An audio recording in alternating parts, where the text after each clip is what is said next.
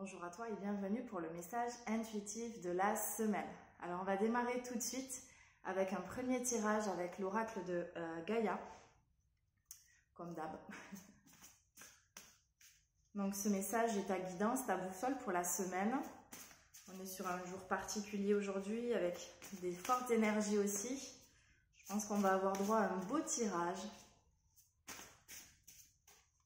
Et on va regarder tout de suite. Le message pour nous maintenant.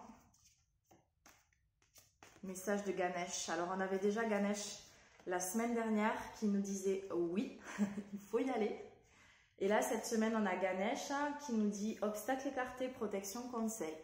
Donc pour moi vraiment cette carte elle vient nous montrer que peu importe les apparences, peu importe ce qui peut être annoncé même ce soir par le gouvernement, sur le confinement, sur qu'est-ce qui va nous arriver les prochains jours, les prochaines semaines, il faut garder confiance, on peut y aller. C'est vraiment un moment aussi pour peut-être libérer tous les obstacles, tous les freins, toutes les limites en fait, même à l'intérieur de nous, toutes nos croyances, nos peurs, tout ce qui nous limite et qui nous empêche d'y aller vraiment. D'aller vers quoi, vous allez me dire?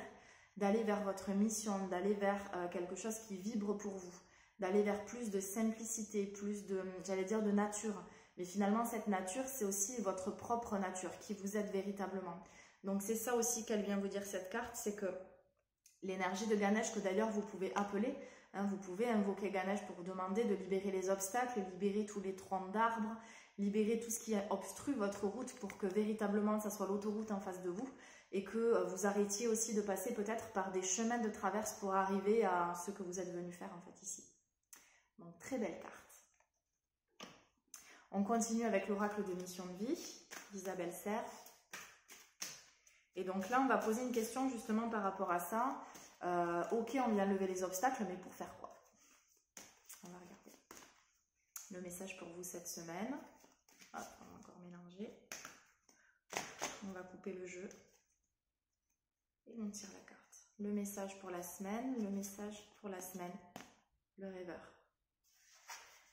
Alors, pour moi, cette carte, elle a double sens. Si on la regarde dans le sens positif, on peut voir qu'il y a vraiment des idées qui germent, qu'il y a des choses qui peuvent arriver. Ça montre aussi qu'il peut y avoir des choses qui se passent dans la nuit par rapport aux rêves, hein, comme des processus aussi de guérison qui doivent passer par l'inconscient, par le sommeil, parce que ça ne peut pas passer par un autre biais. Donc là, je vais prendre le côté un peu plus négatif de la carte, c'est-à-dire que ça vient vous montrer le point ombre de la carte, c'est qu'en fait le mental il est vachement présent. Donc ça peut être des incertitudes, ça peut être de la colère, de la frustration, de l'irritabilité, le fait de ne pas savoir où on va, d'en avoir marre aussi. Enfin moi c'est quelque chose que j'ai pu ressentir ces derniers jours, de ne pas être en contact en fait avec la nature, d'être dans un appart, de ne pas pouvoir mettre les pieds au sol dans l'herbe, de ne pas pouvoir toucher un arbre. C'était quelque chose moi qui m'a manqué ces derniers jours et qui me manque toujours. Et en fait c'est tous ces trucs là finalement qui empêchent d'être vraiment connecté au cœur et d'être un peu trop dans le mental et relié à des frustrations en fait. Et il y a aussi de l'incertitude. Donc du coup, qu'est-ce qui se passe? En fait, l'âme, elle va passer la nuit dans l'inconscient pour faire passer les messages et pour amener les guérisons, les libérations. Donc on peut avoir des nuits agitées parce qu'en fait, la journée, le mental est tellement présent que les messages passent pas. Et les guérisons ou les libérations ne s'opèrent pas comme ça devrait s'opérer. On a d'ailleurs la précision retard interne. Pour moi, c'est ça aussi, c'est qu'en fait, il y a des énergies très puissantes qui sont en train d'arriver pour accélérer aussi l'éveil et le processus à l'intérieur de nous. Et vu qu'on est avec un mental qui tourne à plein régime, forcément, ça peut ça peut provoquer des retards en fait.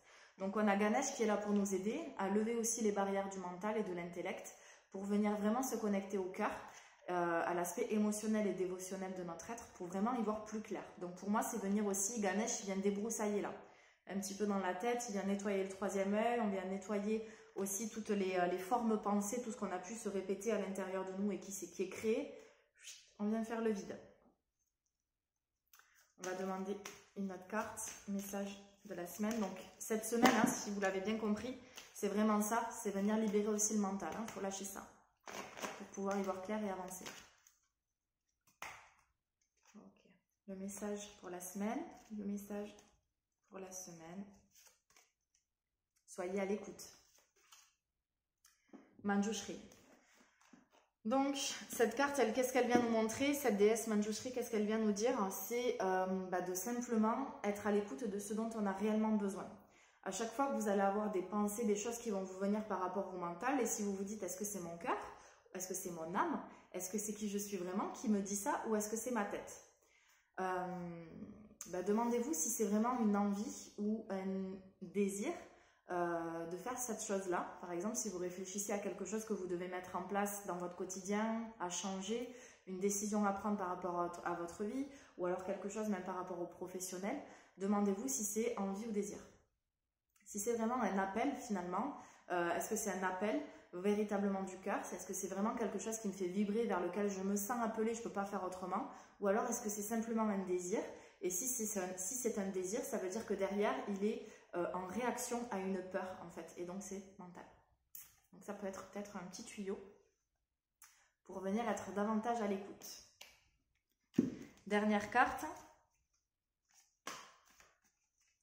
Le message pour vous maintenant.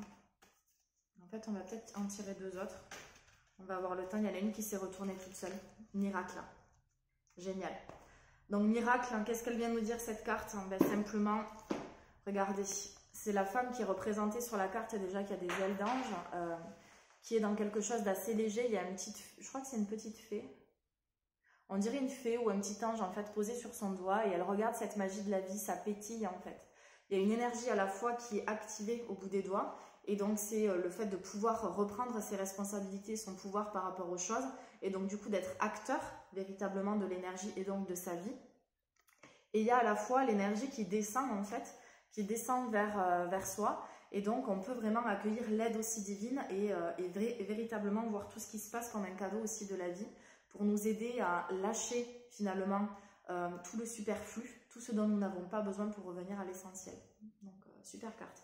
Et on a quand même le mot miracle qui vient aussi nous montrer que on peut s'attendre à vraiment des miracles et des changements positifs dans notre vie. Moi j'entends changement positif, donc croire aussi en nos aspirations profondes, peut-être des prières que vous avez fait. Moi j'entends des prières, des mots, des choses que vous souhaitez vraiment et qui peuvent se débloquer. Donc confiance aussi cette semaine.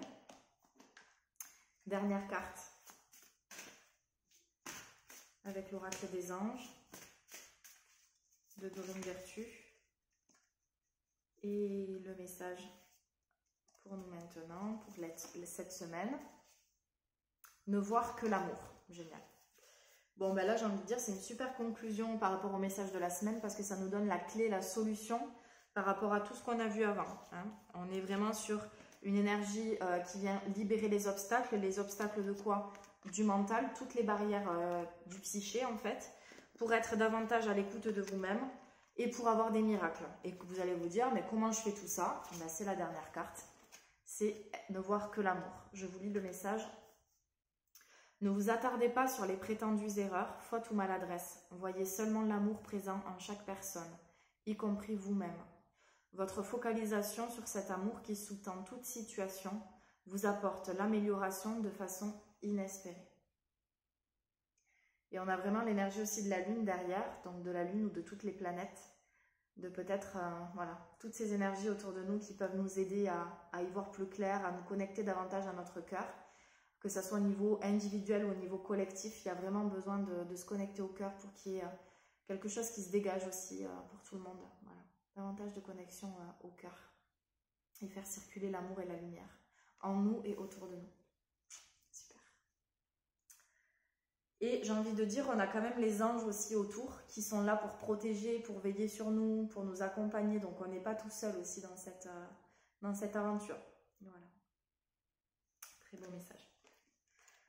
Génial. Bon, ben je vous avais dit que le tirage, il allait donner. Ouais, franchement, il envoie. C'est pas mal.